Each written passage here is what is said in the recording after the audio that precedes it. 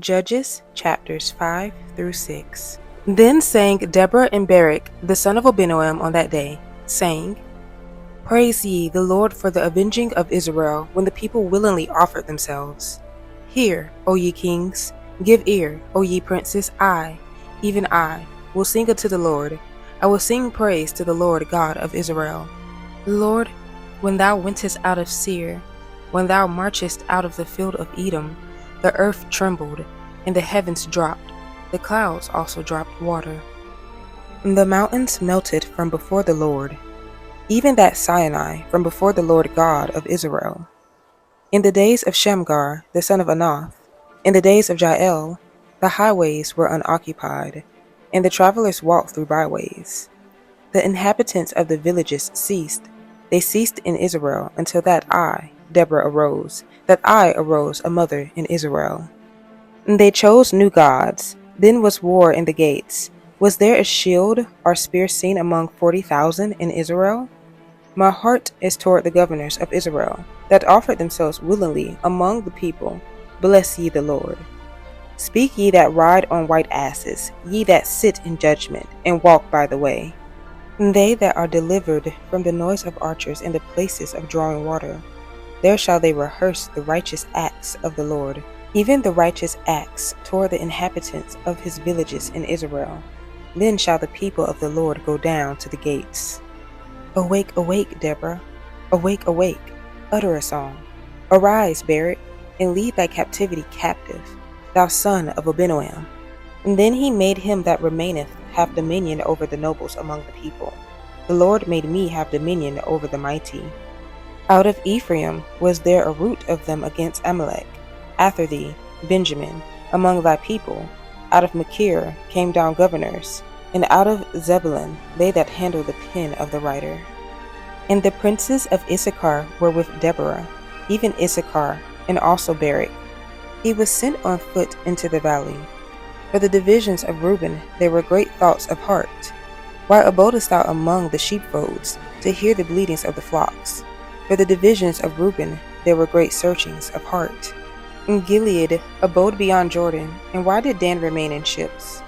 Asher continued on the seashore, and abode in his breaches. Zebulun and Naphtali were a people that jeoparded their lives unto the death in the high places of the field. The kings came and fought. Then fought the kings of Canaan in Taanach by the waters of Megiddo. They took no gain of money. They fought from heaven. The stars in their courses fought against Sisera. The river of Kishon swept them away, that ancient river, the river Kishon. O my soul, thou hast trodden down strength. Then were the horse hoofs broken by the means of the prancings of their mighty ones. Curse ye Maros, said the angel of the Lord. Curse ye bitterly the inhabitants thereof, because they came not to the help of the Lord, against the mighty. Blessed above woman shall Jael, the wife of Heber the Kenite, be. Blessed shall she be above women in the tent. He asked water, and she gave him milk. She brought forth butter in a lordly dish. She put her hand to the nail, and her right hand to the workman's hammer, and with the hammer she smote Sisera. She smote off his head, when she had pierced and stricken through his temples. At her feet he bowed, he fell. He lay down at her feet, he bowed, he fell. Where he bowed there he fell down dead. The mother of Sisera looked out at a window, and cried through the lattice, Why is his chariot so long in coming? Why tarry the wheels of his chariots? Her wise ladies answer her, Yea. She returned answer to herself, Have they not sped? Have they not divided the prey, to every man a damsel or two? To Sisera a prey of divers colors, of needlework, on both sides, meet for the necks of them that take the spoil. So let all thine enemies perish, O Lord, but let them that love him be as the sun when he goeth forth in his might. And the land had rest 40 years. And the children of Israel did evil in the sight of the Lord. And the Lord delivered them into the hand of Midian 7 years. And the hand of Midian prevailed against Israel. And because of the Midianites, the children of Israel made them the dens which are in the mountains and caves and strongholds. And so it was, when Israel had sown, that the Midianites came up, and the Amalekites and the children of the east, even they came up against them.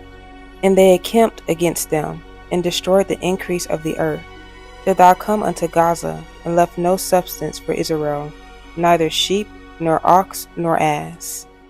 For they came up with their cattle and their tents, and they came as grasshoppers for multitude. For both they and their camels were without number, and they entered into the land to destroy it. And Israel was greatly impoverished because of the Midianites, and the children of Israel cried unto the Lord. And it came to pass, when the children of Israel cried unto the Lord because of the Midianites, that the Lord sent a prophet unto the children of Israel, which said unto them, Thus saith the Lord God of Israel, I brought you up from Egypt, and brought you forth out of the house of bondage. And I delivered you out of the hand of the Egyptians, and out of the hand of all that oppressed you, and drave them out from before you, and gave you their land. And I said unto you, I am the Lord your God. Fear not the gods of the Amorites, in whose land ye dwell, but ye have not obeyed my voice. And there came an angel of the Lord, and sat under an oak which was in Ophrah, that pertained unto Joash the Abiezrite. And his son Gideon threshed wheat by the winepress, to hide it from the Midianites. And the angel of the Lord appeared unto him, and said unto him, The Lord is with thee, thou mighty man of valor. And Gideon said unto him, O my Lord, if the Lord be with us, why then is all this befallen us?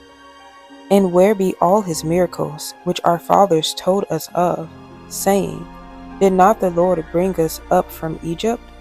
But now the Lord hath forsaken us, and delivered us into the hands of the Midianites. And the Lord looked upon him, and said, Go in this thy might, and thou shalt save Israel from the hand of the Midianites. Have not I sent thee? And he said unto him, O my Lord, wherewith shall I save Israel? Behold, my family is poor in Manasseh, and I am the least in my father's house. And the Lord said unto him, Surely I will be with thee, and thou shalt smite the Midianites as one man. And he said unto him, If now I have found grace in thy sight, then show me a sign that thou talkest with me. And depart not hence, I pray thee, until I come unto thee, and bring forth my present, and set it before thee. And he said, I will tarry until thou come again. And Gideon went in, and made ready a kid, and unleavened cakes of an ephah of flour. The flesh he put in a basket, and he put the broth in a pot, and brought it out unto him under the oak, and presented it. And the angel of God said unto him, Take the flesh and the unleavened cakes, and lay them upon this rock, and pour out the broth. And he did so. And then the angel of the Lord put forth the end of the staff that was in his hand, and touched the flesh and the unleavened cakes. And there rose up fire out of the rock, and consumed the flesh and the unleavened cakes. Then the angel of the Lord departed out of his sight. And when Gideon perceived that he was an angel of the Lord, Gideon said, Alas, O Lord God, for because I have seen an angel of the Lord face to face. And the Lord said unto him, Peace be unto thee. Fear not, thou shalt not die. Then Gideon built an altar there unto the Lord, and called it Jehovah Shalom. Unto this day it is yet in Ophrah of the Abiezrites. And it came to pass the same night, that the Lord said unto him, Take thy father's young bullock, even the second bullock of 7 years old, and throw down the altar of Baal that thy father hath, and cut down the grove that is by it. And build an altar unto the Lord thy God upon the top of this rock, in the ordered place. And take the second bullock, and offer a burnt sacrifice with the wood of the grove which thou shalt cut down. And then Gideon took 10 men of his servants, and did as the Lord had said unto him. And so it was, because he feared his father's household, and the men of the city, that he could not do it by day, that he did it by night. And when the men of the city arose early in the morning, behold, the altar of Baal was cast down, and the grove was cut down that was by it. And the second bullock was offered upon the altar that was built. And they said one to another, Who hath done this thing? And when they inquired and asked, they said, Gideon, the son of Joash, hath done this thing. And then the men of the city said unto Joash, Bring out thy son, that he may die, because he hath cast down the altar of Baal, and because he hath cut down the grove that was by it. And Joash said unto all that stood against him, Will ye plead for Baal? Will ye save him? He that will plead for him, let him be put to death whilst it is yet morning. If he be a god, let him plead for himself, because one hath cast down his altar. And therefore on that day he called him Jerubbaal, saying, Let Baal plead against him, because he hath thrown down his altar. And then all the Midianites and the Amalekites and the children of the east were gathered together, and went over, and pitched in the valley of Jezreel. But the Spirit of the Lord came upon Gideon, and he blew a trumpet, and Abiezer was gathered after him. And he sent messengers throughout all Manasseh, who also was gathered after him.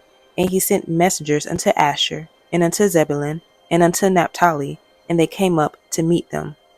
And Gideon said unto God, If thou wilt save Israel by mine hand, as thou hast said, behold, I will put a fleece of wool in the floor, and if the dew be on the fleece only, and it be dry upon all the earth beside, then shall I know that thou wilt save Israel by mine hand, as thou hast said. And it was so, for he rose up early on the morrow, and thrust the fleece together, and wringed the dew out of the fleece, a bowl full of water. And Gideon said unto God, Let not thine anger be hot against me, and I will speak but this once. Let me prove, I pray thee, but this once with the fleece. Let it now be dry only upon the fleece, and upon all the ground let there be dew. And God did so that night, for it was dry upon the fleece only, and there was dew on all the ground.